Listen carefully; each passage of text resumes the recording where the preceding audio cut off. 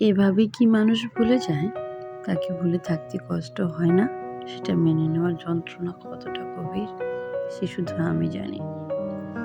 তবুও আমি চাই, হ্যাঁ সত্যি চাই, যার কাছে আমাকে ভুলে যাওয়া এত সহজ, সেজন্য এই মুহূর্তেই আমাকে ভুলে যায়। যেন আমার নাম, আমার স্মৃতি, আমার অস্তিত্ব কোনো বোঝা না হয় তার জন্য।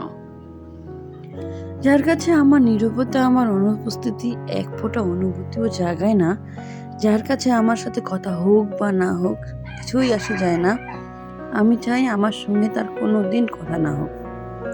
এই সম্পর্কের দরজাটা যেদিন বন্ধ হলো, সেদিনই বুঝেছি আমার দরজায় দাঁড়িয়ে থাকা মানুষের হৃদয়টা ফাঁকা। আমার অভাব তাকে ছয় না, আমার না থাকা তার পৃথিবীকে বদলে দেয় না। সে দিব্যি তার মতো চলছে, তাই চাই আমার এই অনুপস্থিতিটাই যেন তার জীবনে চিরকালের মতো অটুট থাকে। আমার অভিমান, আমার কান্না, আমার নির্ঘুম রাত যদি তার হৃদয়ে এক বিন্দু ছুঁতে না পারে, তাহলে সে আঙ্গুল আর কোনোদিনই আমার আঙ্গুলকে স্পর্শ না করব।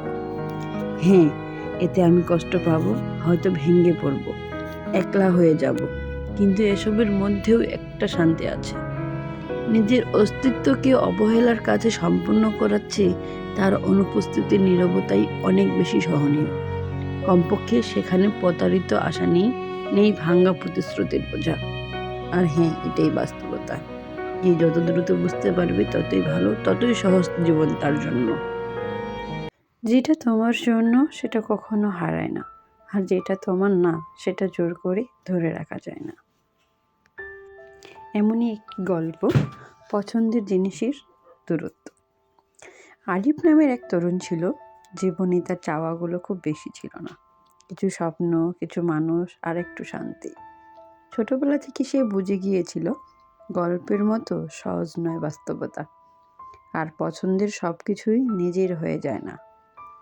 তার জীবনে এই দুইটা জিনিস সে খুব চাইতো, একটা চাকরি আর একজন মানুষ। চাকরিটা সে পাওয়ার জন্য চেষ্টা করতো দিনরাত, পরীক্ষা দিত, ইন্টারভিউ দিত, আর প্রত্যাখ্যান শুনে হতাশ হয়ে চুপচাপ ঘরে ফিরে আসতো। যেই কোম্পানিটাকে সে সবচেয়ে বেশি চাইতো, ঠিক সেখানেই বারবার সুযোগ হাতছাড়া হয়ে যেত। আর মানুষটা যাকে সে চেয়েছিল, যার কাছে থাকতে চেয়েছিল, সে সব সময় একটু দূরে দূরে থাকতো। কথা বলতো, হাসতো, কিন্তু কখনো নিজের করে এগিয়ে আসতো না। আরিফ মাঝে মাঝেই রাতের আকাশ দেখে ভাবতো, সবসময় কেন আমার পছন্দের জিনিস দূরে থাকে। একদিন তার এক বন্ধু কথাগুলো তার মনে পড়ে গেল। যেটা তোমার জন্য সেটা কখনো হারায় না, আর যেটা তোমার না সেটা জোর করে ধরে রাখা যায় না। ধীরে ধীরে আরিফ বুঝলো, জীবন মানে শুধু অর্জন নয়, ছাড়তেও শেখা লাগে। কিছুদিন পর কোম্পানি থেকে ফোন এলো। যে চাকরিটা সে কখনো পাবে না ভেবেছিল, সেই চাকরিতে তাকে নিয়োগ দেওয়া হয়েছে। আর যাকে সে এতদিন দূর থেকে চেয়েছিল, সে নিজেই একদিন এগিয়ে এসে বলল, তুমি চেষ্টা কখনো ছাড়োনি, এটাই আমাকে তোমার দিকে টেনে আনে। আরিফ তখন বুঝলো, বাস্তবতা গল্পের মতো হয় না ঠিকই, কিন্তু কখনো কখনো বাস্তবতাই এমন একটা গল্প লিখে দেয়, যার শেষটা কল্পনার থেকেও সুন্দর। তাই তো কবি বলেছেন, একবার না পারিলে দেখো শতবার। তাই একবার হতাশ হলেই সব কিছু ছেড়ে দেওয়া যাবে না, বারবার চেষ্টা করতে হবে। সাকসেস, সফলতা অবশ্যই আসবে আপনার কাছে, জাস্ট সময়ের অপেক্ষা মাত্র। আমাকে হারিয়ে ফেলা মানুষটার চোখে মুখে দেখেছি আমি, আমাকে আগের মতো করে ফিরে পাওয়ার তীব্র আক্ষেপ আর আফসোস। নিজেকে বদলেছি, এখন সহজেই কারোর সাথে মিশতে ইচ্ছে করে না। যারা আমাকে বদলে যেতে বাধ্য করেছে, তাদের থেকেই শুনেছি, তুমি না অনেক বদলে গেছো, বড় হয়ে গেছো, ম্যাচিউর হয়ে গেছো। কিন্তু তারা কখনো দেখেনি আমার বদলে যাওয়ার কারণটা। কতটা আক্ষেপ নিয়ে নির্ঘুম রাত পার করে নিজেকে তৈরি করেছি। আফসোস হয় এই যে কত মানুষ ফেলে এসেছি, কত মানুষের সাথে সুসম্পর্ক ছিন্ন করেছি।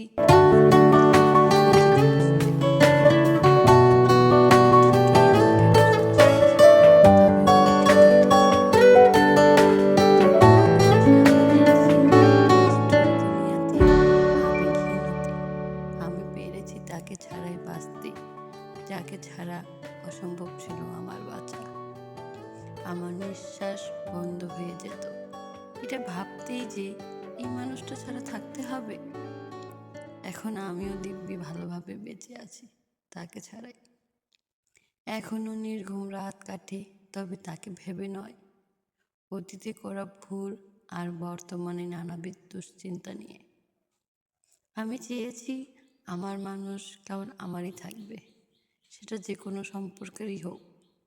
এই আশ্চর্য একটা সময় আমি মানুষটার কাছে অপশন ছিলাম, আজকে এখন বর্তমানে সেই মানুষটা আমার কাছে কেবল অপশন। ভালোবাসা বলতে কিছু নেই। এখানে ঘন্টার পর ঘন্টা কথা হয় শুধু নিজেকে ভালো রাখার জন্য, অন্যকে ভালোবেসে ভালো রাখার জন্য না। দেখবেন এই মানুষগুলো আপনার অনুপস্থিতিতে তার কোনো প্রকার অনুশোচনা হবে না, মোটেও ভয় হবে না। মানুষটা কোথায় বা কোনো বিপদ হলো কিনা তার কোনো প্রকার অনুশোচনা তার ভিতরে ফুটে উঠবে না, বরং নিজের স্বার্থে নিজেকে ভালো রাখার জন্য অপশন হিসেবে অন্য কাউকে তার ভিতরের আকাঙ্ক্ষা অনুভূতিগুলো ঘন্টার পর ঘন্টা প্রকাশ করে যাবে হাসি মুখে। আজব বর্তমান সম্পর্কগুলো খুব মিস করি। 90-এর সম্পর্কগুলো, ওই সম্পর্কগুলোতে হারানোর ভয় ছিল না, টান ছিল, স্বপ্ন ছিল, কিন্তু বিচ্ছেদ ছিল না। ধোঁকা, প্রতারণা, বেমানি বলতে কিছুই ছিল না। আহা, কি যে প্রেম ছিল তখন, শুধু 90 দশকের ছেলে মেয়েগুলোই বলতে পারবে। জীবনে এমন একজন মানুষ খুব প্রয়োজন, যে কিনা একান্ত আমার হয়ে মৃত্যুর আগ পর্যন্ত থেকে যাবে। ভীষণ প্রয়োজন এই মানুষটাকে। তোমাকে হারিয়েছি অনির্দিষ্টকালের জন্য, অথচ মনে হয় প্রতি নিঃশ্বাসে তুমি বেঁচে আছো। রাস্তাগুলো থেমে গেছে তোমার ছায়া খোঁজায়, কিন্তু তোমার কণ্ঠের একটা তাল বাজে আমার বুকের ভেতর। ঘড়ির কাঁটা এগোয়, সময় বলে যায় বিদায়, তবু আমার স্মৃতি ঠিকই কাঁধে তোমার হাতের গন্ধ ধরে রাখে। আমি কোথাও খুঁজে পাচ্ছি না তোমাকে, না আলোর ছায়ায়, না রাতের নীরবতায়। তবু প্রতিটি ছোট ছোট জিনিসেই তোমার অদৃশ্য উপস্থিতি খুঁজে পাই। একটা অব্যক্ত হাসি, পুরনো গান, ফুটপাতের উপর পড়ে থাকা শুকনো পাতা, সবকিছু বলে ওঠে তুমি ছিলে। অনির্দিষ্টকালের জন্য হারানো হতে পারে তোমার দেহ, কিন্তু তুমি এখনো আছো আমার ঠিকানাহীন কবিতায়, অচেনা স্বপ্নে, এবং ভুলে যাওয়ার চেষ্টা করে যে চোখগুলো প্রতিদিন ভাসে। হারালেও তুমি যেন আমার অংশ হয়ে আছো, যেন কোনো শব্দ একবার বলা হলে আর হারায় না।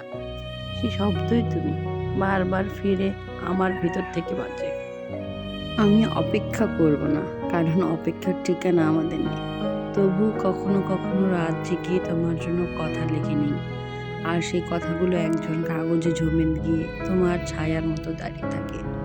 তোমাকে হারিয়েছি অনির্দিষ্টকালের জন্য, অথচ মনে হয় তুমি কোথাও কাছেই আছো, অদৃশ্য কিন্তু অমলিন হয় আমার বুকের ভিতর। ধরো আমি নাই, এমন একখান দিন তোমার কি পরাণ পড়ব? যদি পরাণ পড়েই, তো কেন পড়ব? আমার এই অবহেলা না করতে পাইরা, নাকি ভালোবাসার টের পাইরা?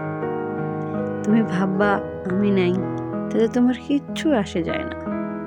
দিন কাটে, চা খাও, বন্ধুরে ফোন দাও, হাসতেও পারো, ঘুমাও নিশ্চিন্তে। তোমার মনে হইব জীবন তো আগের মতনই চইলা যায়, কিন্তু রাইতের শেষে নিস্তব্ধতার ভেতর যখন বাতাসি জানালার পর্দা নড়াইব, তখন মনে পড়ব এই নিঃশ্বাসের ফাঁক ফকরে কেউ আছিল, যে চুপচাপ ঘাপটি মেরা তোমার বুকের ভেতর আলগা কইরা রাইখা গেছে ভালোবাসা। প্রথম প্রথম তুমি কিছুই বুঝবা না, কেন ঘুম হইতেছে না, কেন চারটা এত ফ্যাকাশে হইল আজকাল, কেন চায়ের কাপে ধোয়া উঠেই থাইমা যায়। তখন টের পাইবা, যখন দেখবা আমি আর নাই। তোমার মানে নাই, অভিমানে নাই, রাগে নাই, অবহেলায় নাই, থাইকা গেছি কেবল বুকের ভেতর, নীরব ব্যথার মতন, খুব গোপনে, যেন নিভা যাওয়া আগুনের ছয়ের তোলায় এখন এক ফোঁটা গরম পলকি।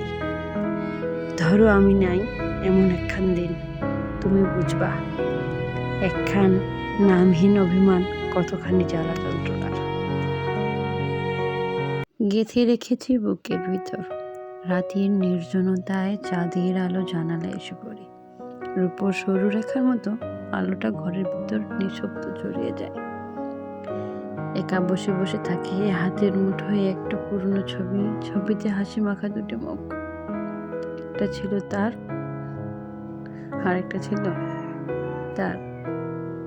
সে যে আর নেই পাশে। যতই সময় এগিয়ে যায় ততই সে বুঝতে পারে ভুলে থাকা কখনো কখনো কতটা শক্ত। সকলেই বলে সময়ে সব ভুলে যাবে, কিন্তু সে হাসে, মনে মনে বলে আজও ভুলিনি তোমাকে, প্রতিটা মুহূর্তে গেঁথে রেখেছি বুকের ভিতর। হাওয়ায় দোলায় জানালার পর্দা নড়ে ওঠে, কোথাও কেউ নেই, তবু মনে হয় কেউ যেন ঠিক তার সামনে দাঁড়িয়ে আছে, ঠিক আগের মতো। তার চোখের দিকে তাকিয়ে মিষ্টি একটা হাসি দিচ্ছে। তার বুকের ভিতর জমে থাকা ভালোবাসা ও স্মৃতি একসাথে হৃদয়কে টেনে ধরে। সব হারালেও সেই মানুষটাকে সে হারাতে দেয়নি, কারণ স্মৃতিতে যাকে ধরে রাখা যায় সে কি কখন হারিয়ে যায়। আজও ভুলিনি তোমাকে, প্রতিটা মুহূর্তে গেঁথে রেখেছি বুকের ভিতর, সবার অজান্তে।